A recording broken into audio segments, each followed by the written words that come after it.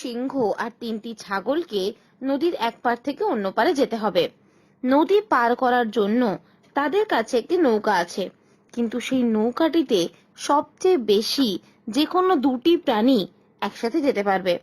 নৌকাটিকে চালানোর জন্য কমপক্ষে একটি প্রাণীর প্রয়োজন। এই 6টি প্রাণীর মধ্যে কেউই সাঁতার কেটে নদী পারাপার করতে পারবে না, কারণ নদীর জলে রয়েছে অসংখ্য কুমির। এখন সমস্যা হলো এই যে যদি নদীর যে কোনো পারে ছাগলের থেকে সিংহের সংখ্যা বেশি হয়ে যায়, তাহলেই সিংহ ছাগলকে খেয়ে নেবে। তাই নদীর কোনো পাশেই কখনোই ছাগলের থেকে সিংহের সংখ্যা বেশি রাখা যাবে না। এখন আপনি বলুন, সবচেয়ে কম কতবারের মধ্যে কোনো প্রাণীর ক্ষতি না করে এই 6টি জন্তুই নদীর অন্য পারে যেতে পারবে?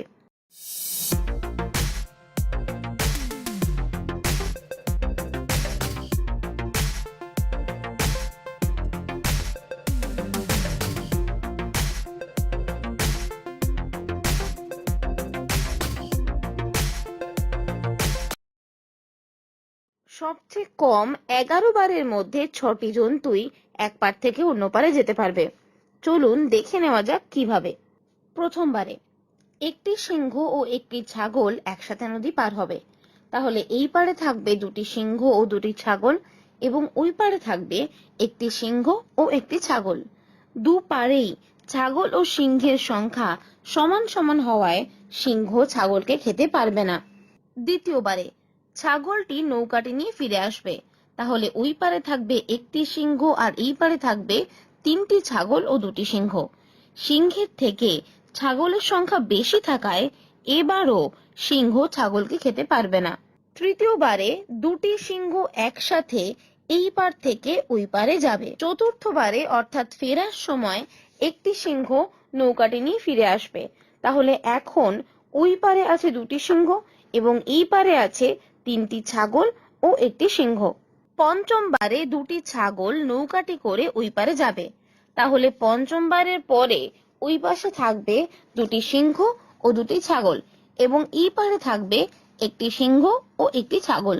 দুদিকেই ছাগল ও সিংহের সংখ্যা সমান সমান হওয়ায় সিংহ ছাগলকে খেতে পারবে না। ষষ্ঠবারে অর্থাৎ ফেরার সময় একটি সিংহ ও একটি ছাগলকে ফিরে আসতে হবে।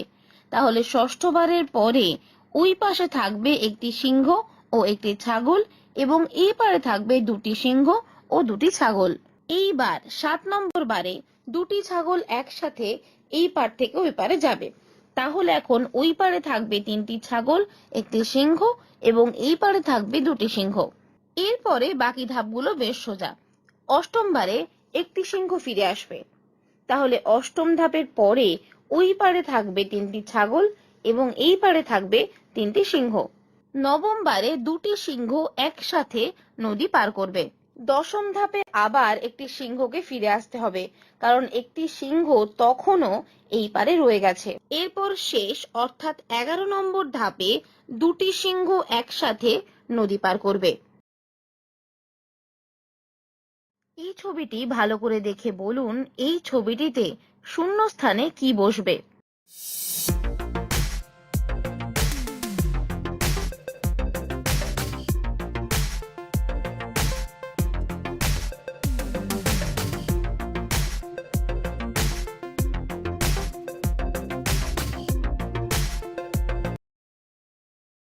এই ছবিটিতে শূন্য স্থানে 36 বসবে। যদি ভালো করে লক্ষ্য করেন তাহলে দেখবেন কোনাকুনি যে সংখ্যাগুলি আছে তাদের একটি সংখ্যা অপরটির বর্গ। যেমন 2 এর বর্গ 4, 3 এর বর্গ 9 এবং 5 এর বর্গ 25। শূন্য স্থানের বিপরীতের সংখ্যাটি আছে 6, তাই শূন্য স্থানে 6 এর বর্গ অর্থাৎ 36 বসবে।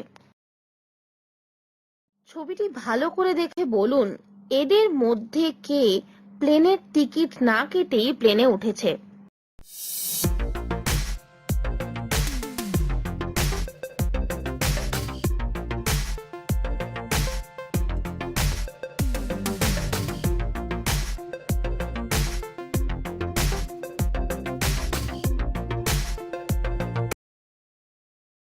প্লেনের টিকিট না কেটে কোনো যাত্রীর পক্ষেই প্লেনে ওঠা প্রায় সম্ভব নয়, কারণ অনেক নিয়ম কানুন মানার পরই প্লেনে ওঠা যায়। তবে এদের মধ্যে একমাত্র এয়ার হোস্টেসকে প্লেনে ওঠার জন্য কোনো টিকিট কাটতে হয় না। তাই এই ছবিটিতে এয়ার হোস্টেসই টিকিট না কেটে প্লেনে উঠেছে। ছবিটি খুব ভালো করে দেখে বলুন, এদের মধ্যে কে গুপ্তচর?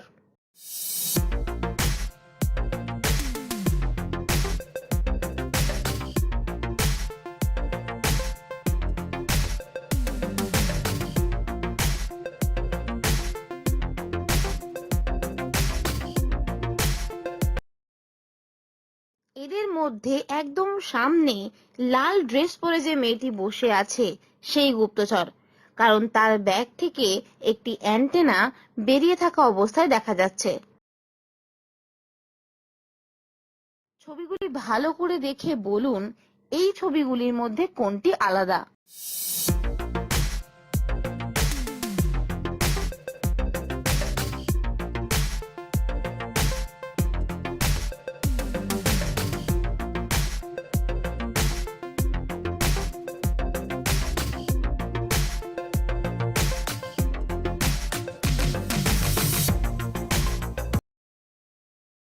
আজকের এই পর্বের ভিডিওটি আপনার কেমন লাগলো তা অবশ্যই কমেন্ট বক্সে কমেন্ট করে জানাবেন। ভিডিওটি ভালো লাগলে লাইক ও শেয়ার করবেন এবং আমাদের চ্যানেলটি সাবস্ক্রাইব করতেও ভুলবেন না।